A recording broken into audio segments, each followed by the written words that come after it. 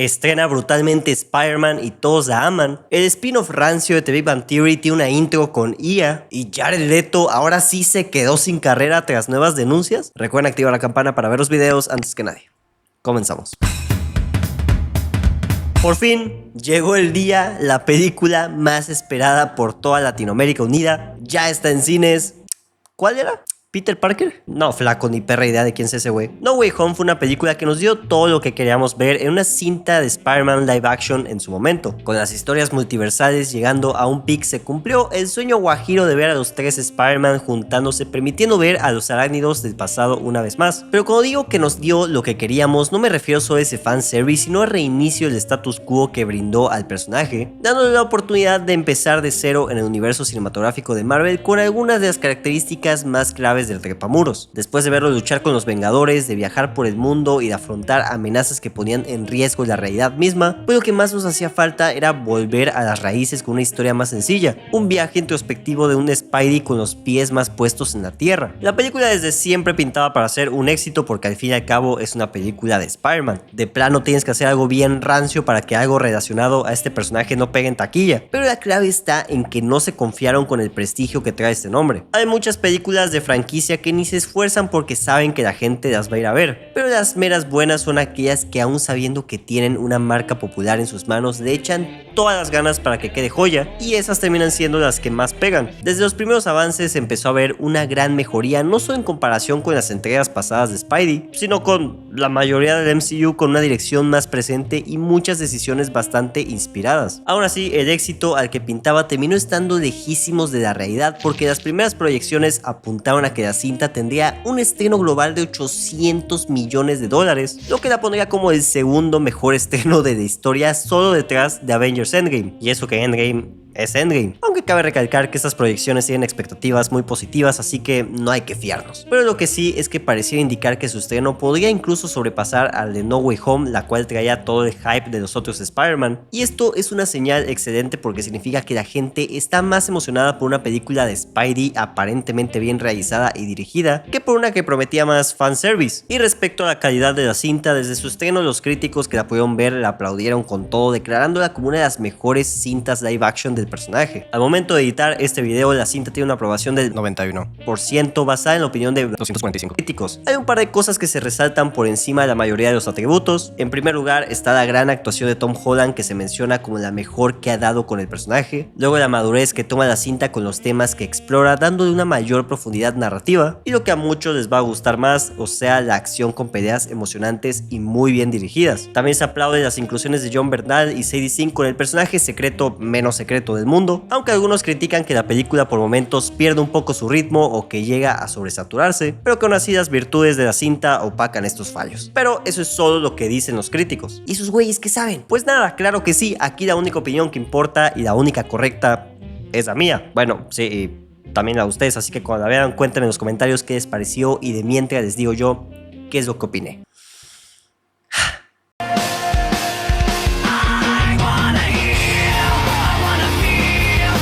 No mames, güeyes, no vuelvan jamás a acercar a Spider-Man a John Watts, cabrones, queda prohibido. No, bueno, tampoco es el mayor villano del mundo este compa. A mí me gusta mucho Homecoming y No Way Home también funciona demasiado bien, pero esta película es muy diferente para bien porque se nota que detrás de esta sí hay un creativo que realmente ama al personaje y que luchó porque se hiciera esta película de la forma en la que se hizo. Muchos se acuerdan de hace unos años cuando había un choque de visiones y Sony quería a huevo hacer que Spider-Man 4 fuera otra película multiversal y con simbiontes. La neta es que esos güeyes no dan ni una. Pero la lucha de Destin Daniel Cretton, que es un director de verdad, nos dio como resultado una película que es casi imposible que no te guste si amas al personaje, porque tiene todo lo que alguien podría desear en una película de Spider-Man. Balanceos épicos, romance, comedia, secuencias alucinantes, pero lo más importante, una introspección profunda en el personaje. Y es que el común denominador de las mejores cintas del arácnido siempre es la introspección y los conflictos internos, ya sea de pertenencia, de identidad, de responsabilidad, y en esta película va más sobre la soledad y el amor propio. Creo que lo único que no me gustó va más allá de la película en sí, y es que al chile voy a dejar de ver trailers, güey. Cabrones, la pelea contra Hulk y contra la mano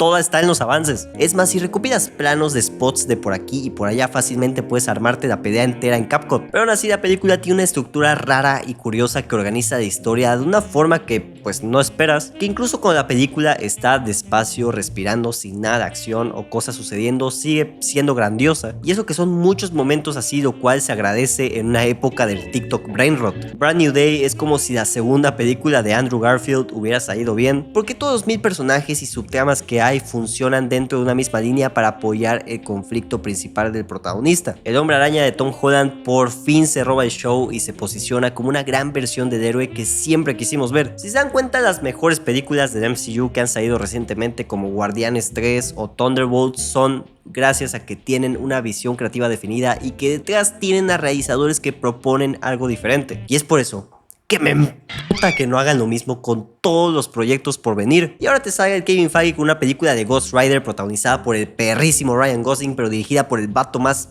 genérico pollo y arroz blanco hollywoodense sin chispa que se pudo encontrar. ¿Por qué Sean Levy, cabrón? ¿Por qué? Perdón, es que como no lo comenté la semana pasada, lo tenía que sacar. Pero ¿por qué, güey? No hemos aprendido absolutamente nada de las películas mejor y peor valoradas de las últimas 3 fases. Pero bueno, chavales, vayan a ver esa película para que explote en taquilla y así toda esta trilogía tenga esta vibra callejera dirigida por este güey. Y también chance así en la siguiente por fin tengamos como coprotagonista a Daredevil. No, ni siquiera me pregunten cuántas veces lo mencionan en la chingada película.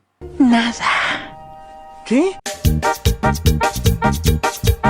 Como ya les había dicho en el video pasado, cada cierto tiempo vemos como un mismo sector de la humanidad decide levantarse en armas y concentrar todos sus esfuerzos en atacar con todo a una película. Algunos de estos enemigos unilaterales han sido cintas que se han envuelto en polémicas y que al final sí terminaron fracasando por temas completamente ajenos a estos pleitos. En otras ocasiones la pelea ha sido infructífera con películas que aunque no son tan buenas logran tener éxito, pero en otra gran mayoría de los casos el pleito es contra cintas bien recibidas por la crítica, por la audiencia, que a la gente normal que no tiene cerebro podrido por el internet les termina gustando, y al final pueden ser películas rentables o de plano grandes éxitos como lo fue con Barbie. En este caso la banda eligió la peor película a la cual atacar porque no solo venía de el director más querido de la actualidad, sino que desde que se anunció pintaba para ser uno de los mejores éxitos del año. Y aún con todo lo que se esperaba, la realidad terminó superando la expectativa con el hitazo que está haciendo la nueva cinta de Christopher Nolan, o sea, La Odisea. Esta película rompió récords desde su estreno, siendo el mejor de la carrera del director y lentamente subiendo en la lista de películas clasificación R más taquilleras. Por mucho que hayan güeyes rancios saliendo a decir: no güey, es que en realidad la película costó $500 millones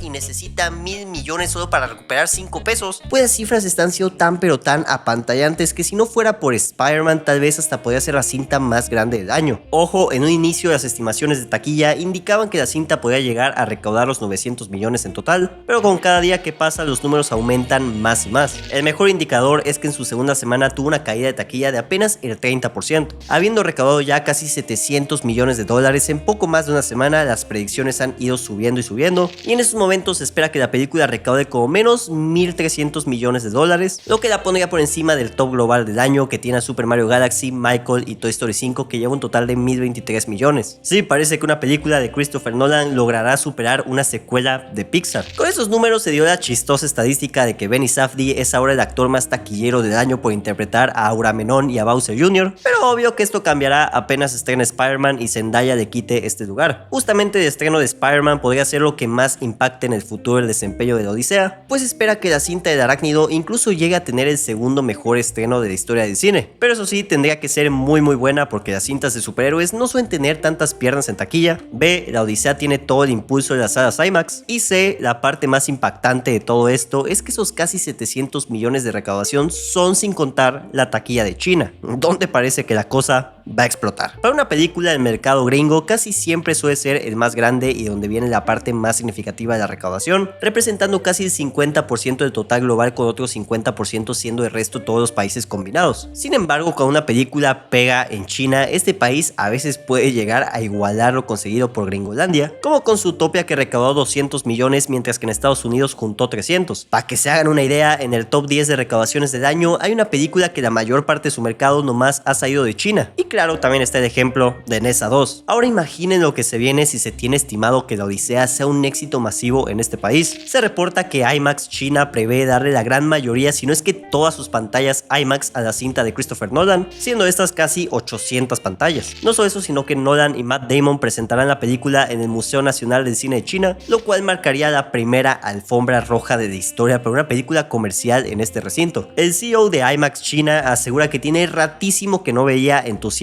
así por una cinta, al nivel que le llegan decenas de mensajes diarios de gente pidiendo boletos para ver la película. La Odisea llega a cines chinos en agosto y no parece hacer más que crecer.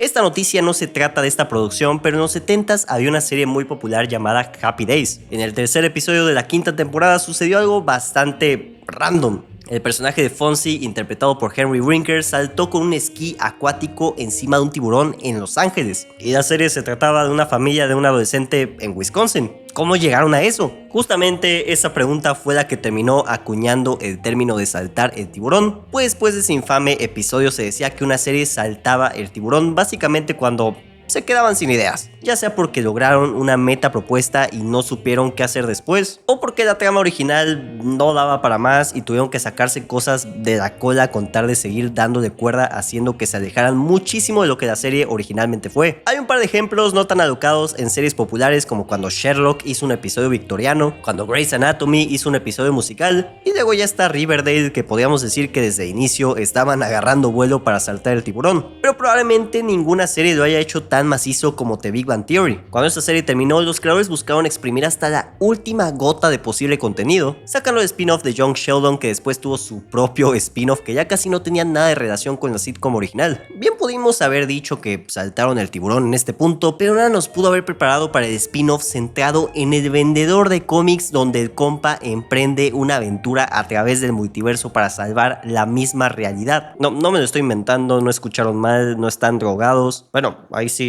no sé, pero por ridícula y exagerada que suene la premisa, esto se volvió una realidad. Desde su anuncio dio muchísimo de qué hablar, con quejas señalando la ambición imparable de buscar sacar a fuerzas spin-off de cosas que fueron populares, pero realmente eso no es nada comparado con la ranciedad que acaba de salir de esta serie. Esta acaba de llegar con su primer episodio a HBO Max y con finalidades de promoción las cuentas de HBO compartieron los créditos de apertura de la serie, algo bastante común. Recientemente se ha hablado mucho de cómo se han homogeneizado los intros, haciendo que la gran mayoría sean solo gráficos en 3D construyendo una imagen. Tenemos el caso de Juego de Tronos, The Last of Us, Los Anillos de Poder, Daredevil Born Again. Bueno, pues hubiéramos deseado que por lo menos esta intro hiciera lo mismo que estos güeyes, pero esta tiene más en común con la de Secret Invasion. Si lo primero que pensaron fue inteligencia artificial, están en lo correcto, porque los visuales todos rancios de esta intro tan extraña apuntan con todo a que fueron generados en algún nivel con IA, o en mucho nivel, porque vean nomás estos textos todos chamusques. Pero más allá de eso, es una intro muy bizarra que deja muchísimas incógnitas. Esta apertura como tal muestra al personaje viajando a través del multiverso con muchos chistes meta forzadísimos. Desde el inicio dice prohibido saltar el intro, y de ahí en adelante se la pasan autofedando con textos de mira qué chido está esta intro, a poco no está bien perra la rola. Y lo más irónico cuando dicen qué buenos gráficos, nada mal considerando que no teníamos feria, lo cual tal vez daría risa si dichos gráficos no tuvieran claros errores gramaticales por estar hechos con IA, pero para colmo de todo se ve fea. O sea, genuinamente esta intro está fea, de plastilina, sin chispa, es fea. Aun si este intro hubiera sido 100% hecho por artistas de VFX, algo que saca muchísimo de onda es el hecho de que no hace nada de lo que debe hacer un opening, ignorando por completo los nombres de las personas que trabajaron en el programa, solo dejando hasta lo mero último los nombres de los creadores. Pero no, lo que más me emputa, perdón, es que sí hay mucho de dónde sacar, pero ya para terminar, pues solo quiero poner de ejemplo que el intro de The Big Bang Theory es algo que un güey podía sacar en After Effects en a lo mucho 2 días. La intro de Young Sheldon era muy corta pero con personalidad, y habiendo series cuyos títulos iniciales son literal el puro título con música de fondo o una animación mínima como Breaking Bad, pues optaron por la peor opción que pudieron tomar. Jared Leto tiene nuevas acusaciones brutales. Debió ser una sorpresa gigante. Y yo sé lo que muchos podrían estar pensando con este titular. ¿Que acaso no Jared Leto había sido acusado de abuso antes? Y la respuesta a eso es sí, estar en lo correcto. Pero ahora van más en serio. No sé por qué eso me dio un déjà vu bien macizo. Jared Leto tiene nuevas acusaciones brutales. Debió ser una sorpresa gigante. Y yo sé lo que muchos podrían estar pensando con este titular. ¿Que acaso no Jared Leto no había sido acusado de abuso antes? Y la respuesta a eso es... sí. Están en lo correcto. Pero ahora van más en serio. Wow, un año después y la cosa se pone peor. Hollywood, ¿qué pedo? ¿Por qué es tan difícil simplemente hacer a un lado a este compa? ¿Que acaso todos fueron a la primaria con él? El tema con este actor / cantante / líder de secta, sí, otro chiste reusado del video de hace un año, ha sido uno que verdaderamente nos ha confundido muchísimo, porque de la misma forma en la que Marvel están obsesionadísimos y nomás se rehusan a soltar a la Capitana Carter sin una razón aparente, pues los estudios en serio están clavadísimos con Leto, intentando convencerse o convencernos a nosotros de que este compa es una estrella, un nombre que jala audiencias al cine y que todos amamos ver. Y o sea, sí, el güey ganó un Oscar, pero también hay 1000 compas que lo han hecho y no tienen tanta chamba. Leto ya tiene mucho rato funado, más del que podríamos llegar a pensar, pero ha sido ocultado muy bien por mucho tiempo, de forma que apenas ha salido a la luz en los últimos 10 años, porque los primeros reportes de comportamientos inapropiados con menores datan del 2005. Poco a poco se le fueron sumando más casos, ya no solo de grooming y abuso, sino que en general de conductas bien cuestionables, como el aprovechar su banda para armar una secta. Digo, desde que el vato se la pasaba alardeando de que en Suicide Squad mandaba ratas y condones usados a sus compañeros de elenco, pues desde ahí debimos haberlo mandado al gulag. Como les digo, ninguna de estas acusaciones realmente ha podido impactar la carrera de Leto, el cual todo el tiempo era tratado como una superestrella. En 2022 protagonizó Morbius, que no fue un castigo suficiente para Leto. Luego en el 2023 salió en el fracaso de Disney Mansión Embrujada con un papel como el gran villano, en un rol de reparto que se suele usar para actores de renombre. Lo mismo sucedió este año con la cinta de Amos del Universo y claro, en medio tuvo el protagonismo de Entronares.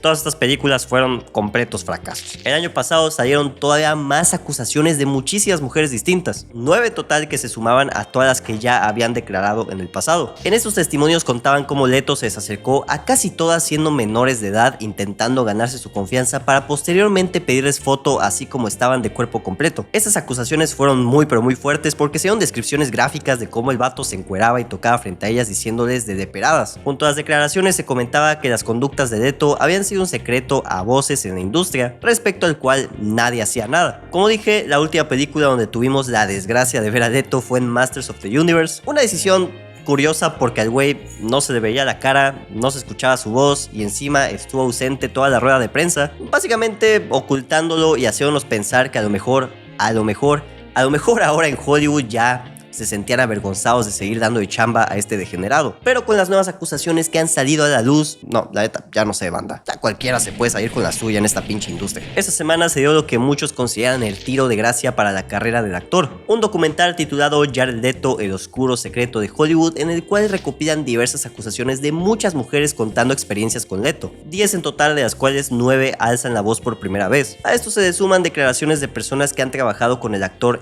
/ cantante / abusador / líder de secta, y una labor de investigación exhaustiva que corrobora esos testimonios con amigos y familiares de las víctimas, que tienen en común el haber sido en su mayoría menores de edad cuando se les acercó el morboso. Una cuenta que al tener 17 fue agredida sexualmente por Leto en un motel, otra que fue amenazada con ser agredida a los 19, una confiesa haber tenido relaciones con él siendo menor de edad con Leto, restando de importancia a la edad de consentimiento, otra chica cuenta que al tener 16 años fue constantemente acosada con Leto, haciéndoles llamadas muy subidas de tono en repetidas ocasiones.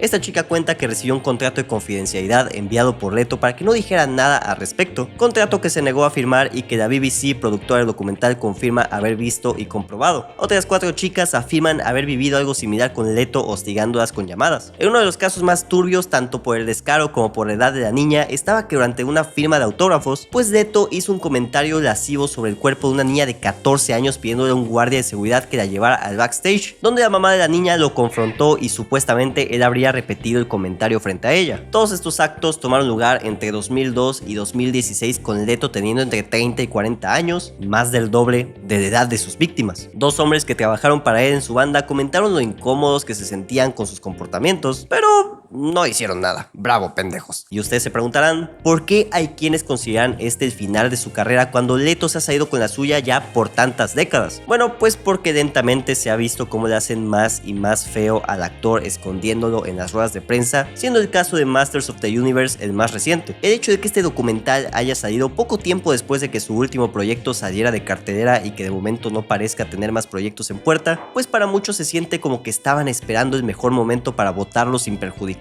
tanto, lo cual sí es rancio, pero más rancio aún sería que su funa haya tardado más de 20 años en suceder. Por su parte, Leto no se quedó callado y respondió a las acusaciones diciendo: nunca he agredido sexualmente a nadie en mi vida entera. Estas acusaciones son completamente falsas. ¿Y ya? Eso es todo. Pero si tú también quieres que por fin Jared Leto se quede sin carrera, ya sabes qué hacer. Así es dejar tu like y suscribirte, que está 100% comprobado por testimonios verídicos que te mejora la vida al instante. Nos amos, se cuidan.